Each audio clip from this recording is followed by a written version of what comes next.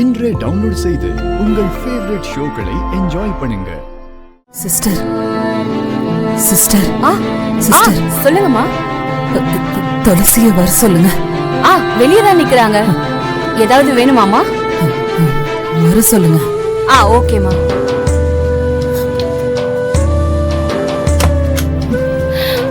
அம்மா. துளசி மேடம், அம்மா கண்ணு முழிச்சிட்டாங்க. உங்களை பார்க்கணும்னு சொன்னாங்க. நீங்க போங்க.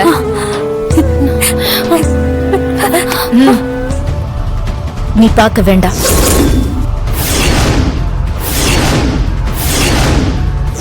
என்ன சொல்றீங்க? அம்மாவை நான் பார்க்கணும். நான் சொல்றது உனக்கு புரியலையா?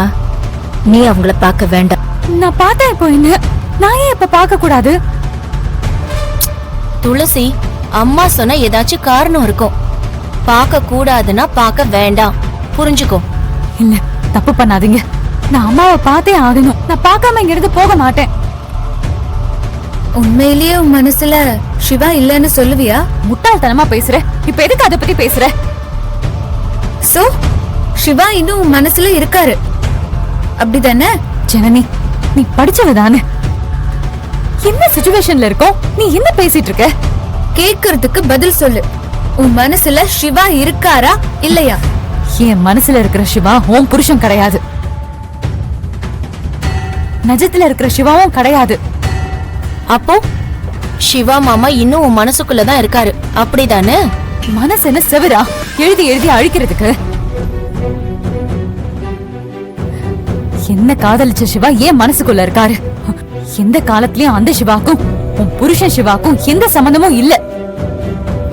இப்ப ஏன் அதெல்லாம் பேசிட்டு இருக்கீங்க? காரணம் இருக்கு துளசி. உண்மையாவே சிவாவும் ஜனனியும் சந்தோஷமா வாழணும் நீ நினைச்சா நீ இப்ப போய் விசாலாட்சிய பார்க்க கூடாது, பார்க்கவே கூடாது. ஏன் இப்படி பண்றீங்க? நான் பாக்குறதுக்கும் அவங்க வாழ்க்கைக்கும் என்ன சம்பந்தம்?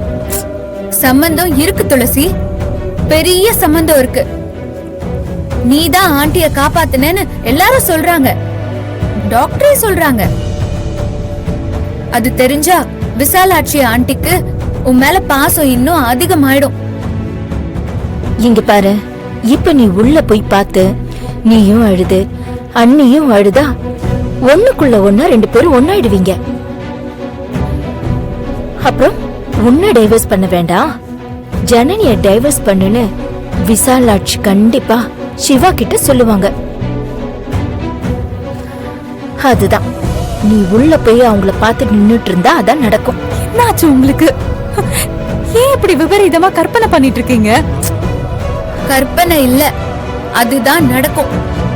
அதத்தான் நீ விரும்புறியா? அம்மா என்ன வேணாலும் சொல்லட்டும், எனக்கு அப்படி எந்த ஐடியாவுமே இல்ல. தயவு செஞ்சு என்ன பார்க்க விடுங்க, நான் போகணும். என்ன துளசி, இவ்வளவு தூரம் நான் சொல்லிக்கிட்டே இருக்க, திரும்ப திரும்ப உள்ள போய் பார்க்கணும்னு அடம் பிடிச்சிட்டு இருக்க. உனக்கு இதுல விருப்பம் இல்லாம இருக்கலாம், ஆனா உன் விசாலாட்சி அம்மா சொன்னா நீ அதை தட்ட மாட்ட. கரெக்ட் தானே? பிளீஸ் துளசி, ஜனனிய சிவாவோட சேர்ந்து வாழ விட. இந்த பொண்ணு பாவம் தானே. ஜனனிக்கு உதவி செய்யணும் நீ நினைச்சனா விசாலாட்சி அத்தையே நீ பார்க்காம போயிடணும். பார்க்க போறியா இல்ல பார்க்காம போறியா?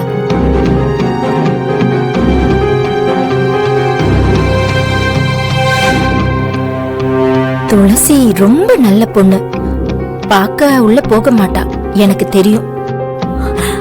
ஆனா நாங்க இப்படி பேசினது ஆண்டிக்கு தெரியக்கூடாது. எந்த காலத்திலயும் தெரியக்கூடாது. ஏன்னா நாங்க ஜனனிக்காக தான் பேசுறோம். துளசி, உன் பாசம்லாம் எனக்கு புரியுது. எங்களுக்கும் வேற வழி இல்ல, புரிஞ்சுக்கோ. துளசி, நீ கிளம்புமா.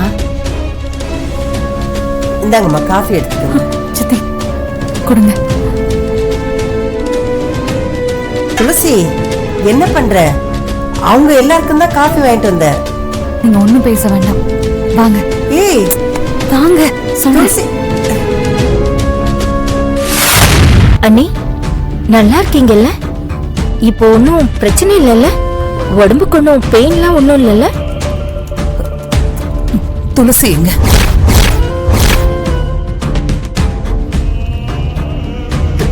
துளசி வீட்ல இருப்பா அண்ணி. அவதான் ஹாஸ்பிட்டலுக்கு வரலையே. ஆ, ஆ. வரலையா? துளசி வரலையா? ஆமா ஆண்டி, நீங்க அன்கான்ஷியஸ் ஆனதும் நாங்க தான் உங்களை கார்ல வச்சு கொண்டு வந்தோம். துளசி அங்கதான் இருந்தா, ஆனா அவ எங்க கூட ஹாஸ்பிட்டலுக்கு வரல. அண்ணி, துளசி ஒண்ணும் நம்ம சிவாவோட பொண்டாட்டி இல்லையே, அப்புறம் எதுக்காக அவ இங்க வருவா? அவ நினைச்சது நடக்கல, அதான் உங்களை பத்தி அவளுக்கு என்ன கவலை இருக்க போகுது? அம்மா, எதுக்கு இப்ப அதெல்லாம் பேசிக்கிட்டு? அவ வரலன்னு சொல்லு. அத்தை மனச சங்கடப்படுத்தாதீங்க. ஆண்டி, டாக்டர் ஒன்னும் பயம் இல்லைன்னு சொல்லிட்டாங்க. சிவாக்கும் கால் பண்ணி சொல்லியாச்சு, அவங்களும் வந்துருவாங்க.